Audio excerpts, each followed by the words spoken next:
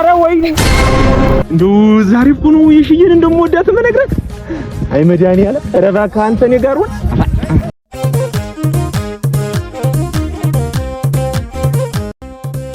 እንዴት ነውና የሽዬ?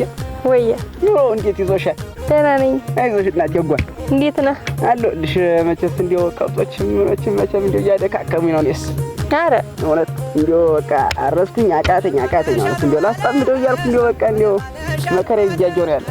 ኧረ አሪፍ አይደለም እንዴ? ለምን ታስጠምደዋለህ? ራስህ እንትን በል እንጂ እንደው ከብቶችም ትንሽ ደከም አሉ። እኔማ አቃተኝ።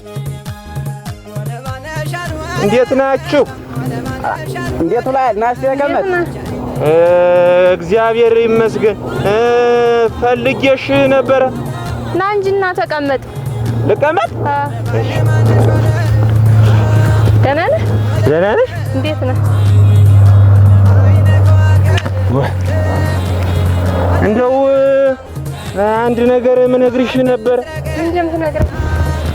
እንደው እወድሻለሁ። ኧረ ዛሬ ደግሞ ምን ያፈቀኝ?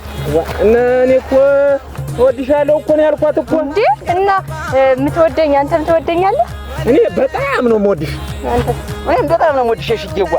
ውጪ ግጠሙና ማለት ነው ያሸነፈ ይወስደኛል። እኔ በጣም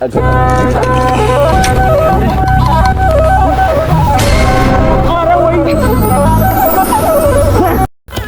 የወንዱ አይ ወይ ድል ወሰዳት ማለት ነው። ለታጣይ ነው የምናገር